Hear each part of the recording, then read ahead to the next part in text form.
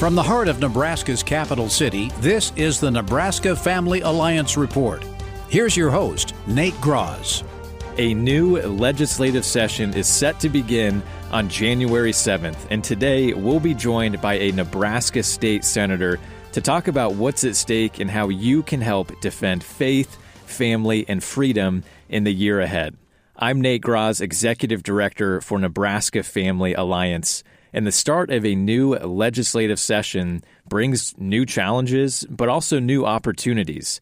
That's why NFA will be at the Capitol every day the legislature is in session, standing up for our values and working to advance good public policy that supports truth and human flourishing, and opposing bad bills that are harmful to children and families. 2026 will be a short 60-day session, but there's a lot at stake. So to talk about what to expect and how you can help make a difference, we're honored to be joined now by Nebraska State Senator and a great friend and champion for families, Kathleen Kauth. Senator Kauth, thank you for joining us. Thanks so much for having me, Nate. Well, Senator, how are you feeling? First of all, as you prepare for another session, it seems like it sneaks up on us every year, but how are you doing as you're getting ready for the ups and downs of another session in the Nebraska legislature? Well, my staff and I have had a very busy interim. We had a lot of projects going over through the summer and into the fall, so we kind of are winding up those projects and getting started with our bills for next year. I feel kind of bad for my staff. Every time I walk in, I'm like, hey, we've got another bill to do. So we're bringing several bills, and we know this is a short session and it's going to be very complicated because we are going to have to go back to the budget. Usually you don't have to do that at the short session, but we have a shortfall, so we're going to need to make some adjustments. And so some of the bills that I'm bringing, we're doing strictly to kind of poke holes in them, see where the objections lie so that we can make them good, solid bills for the next session. Yeah, well, I know you have been working hard on a lot of issues that we care about, people across the state care about, and you've got great people in your office. It takes a lot. And so let me just start with sort of the big picture maybe for this upcoming session. As you talked about, there's already not a lot of time with just 60 days. You throw in a budget shortfall. Bills from 2025 do carry over, and also new bills can be introduced in the first 10 days. So what is your overall expectation for the 2026 session? Are you optimistic about what can be accomplished, or do you envision the session having some unique challenges?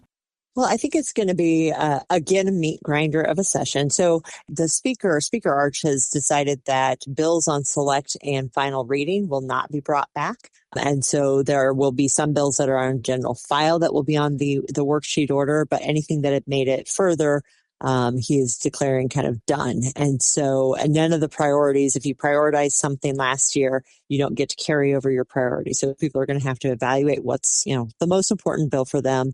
Is it to keep going? Is it to get something out of committee? We've all got our specialties that we kind of focus on, but then everything else that's going on.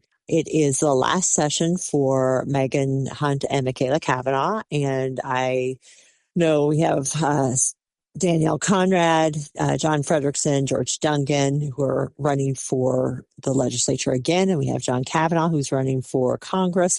So there is going to be an incredible uptick in the trauma and drama and the performative aspect of it.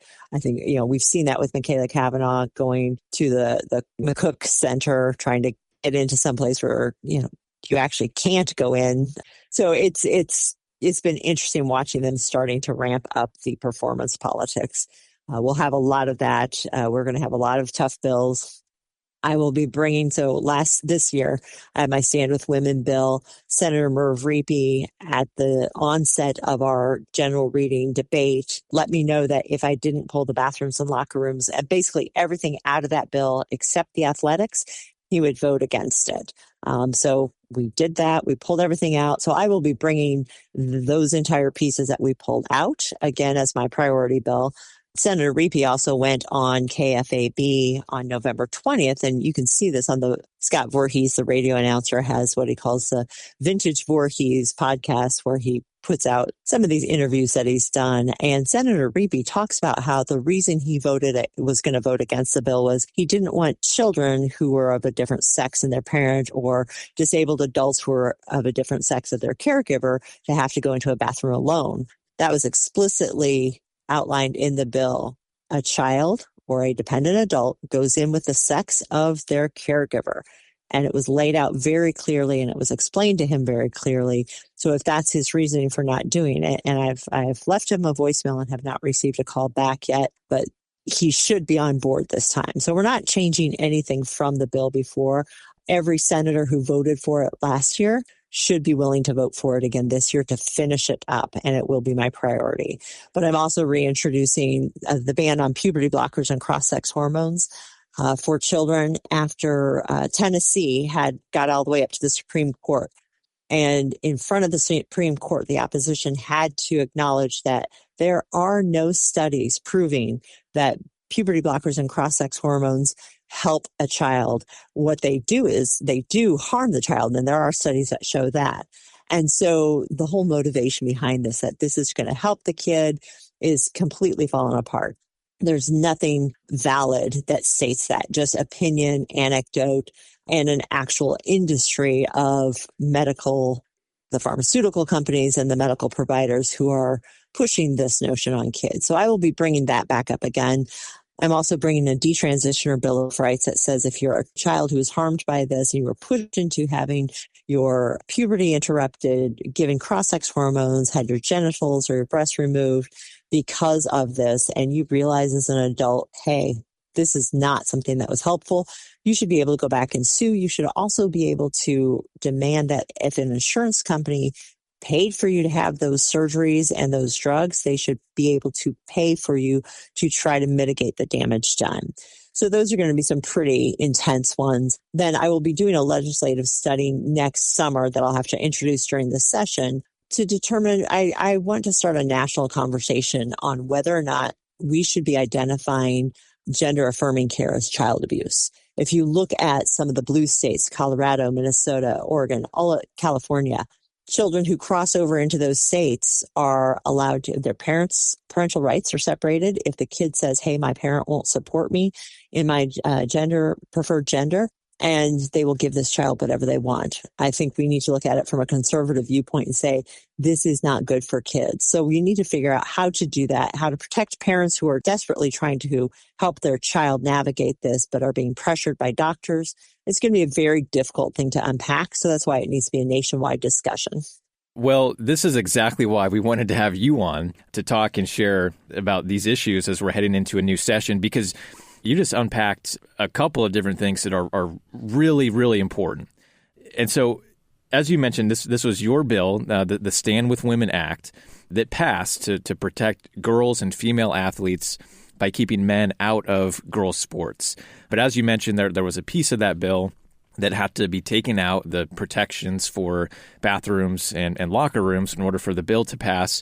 But you have committed, as you've just said here, to bringing that bill back and to prioritize it and to continue to fight and stand for women and to protect our kids in schools. And so that's a really big deal. And you also talked about bringing legislation to prohibit puberty blockers from being given to kids in the name of gender-affirming care. And we have seen and continue to see, with all the data and information coming back now, just how harmful this gender ideology of transgenderism has been, and really how much it was pushed without any real scientific backing on kids, and the damage that is caused, and also bringing legislation to hold people accountable for those decisions and pushing those things onto children. So these are really important issues, and I can't think of a better senator. I mean, you have withstood so much abuse on the floor of the legislature when you've brought some of these issues to the floor, when you've been standing up for truth and for women and girls. So as you're preparing to come back with some more really important legislation that I'm sure those arrows are going to come once again, what is that like for you to take that on, and how can people help support you and other senators who are down at our Capitol trying to do the right thing for children and families? It is intense, but I tend to not take things personally. I'm a mediator. I know conflict is just kind of part of life. And so I pray a lot. I depend on other people praying a lot. And we have got tremendous Capitol Police and state troopers and our sergeant at arms who really do a good job of making sure that we are protected. I don't really worry about it too much. I know basically, if you are on the floor of the legislature, the only things that you should be negotiating for legislation are things that are difficult. So I'm there to do a tough job. I love it. Actually, I think it's exciting and it's great to be able to see a problem that I think needs to be solved or helped and be able to work to figure it out. I've done several things this summer that basically getting people together to work through problems without legislation, because I think there's that component to it as well. Legislation should be the last step. But when we're talking about violating truth and, lying to children and lying to women and girls, that, you actually have to put some guardrails in place. Yeah, it's needed. And we need to continue to seek and speak the truth, including in public policy, because the law is a teacher, and we also know that every single law endorses and enforces a belief system. And if we're not there to show up for these debates and conversations, we've seen what happens and the harm that comes from that. And that, I think, is the most important thing. So conservatives don't tend to want to make noise, want to rock the boat. I have parents all the time saying, there's a boy playing on my girls' basketball team, but I don't want to get in trouble. I don't want her to, being unwilling to stand up. So what people need to do first, don't be afraid to say, number one, I disagree. And if something is wrong, point it out, do it calmly, do it, respectfully, but we have to be willing to make our stance known, but then show up. When these bills happen, literally last year for the Stand With Women bill, it started at 1:30 and we ended at 11:56. And they had over 125 people who testified. I think we had 12 to 13. So we have to show up. They had 1,500 email comments sent online. We had maybe 50. And the senators will look at that and say, look how many people think this is, a bad bill or the wrong thing to do. So people will sometimes say, well, nobody wants this bill because look how many more. They'll look at the numbers and say, well, you've got 5 times more people who are say no than those people who are saying, please vote for this bill. So getting people to show up online and in person, call your senator repeatedly. And I'll tell you, calling your senator is more important than calling all the senators. If you want to send an email, send your personal email to your senator. There's a tendency to say, okay, I could send an email to everybody and it hits that many more people. It doesn't. It looks actually more lazy and more like you're just, mass producing stuff. The more intentional you are with your contact with your senator, the more that message will resonate. That is such good insight. And Senator Kauth, we are so grateful for your perspective and for your service to our state and for fighting for our values and for kids. So be assured of our prayers for you and all of our senators in the year ahead. And thank you for coming on the show. And we're excited about some of these things that you've talked about. And you're exactly right. We can't be afraid to speak out for truth. And we're going to do that in 2026 and encourage everyone to stand with us and with you in those efforts. Well, and I appreciate all the work you do, Nate. Nebraska Family Alliance has been a true friend and an absolute stalwart. So everything you're doing is helping greatly. So thank you. And for more information and to stay up to date, please visit NebraskaFamilyAlliance.org.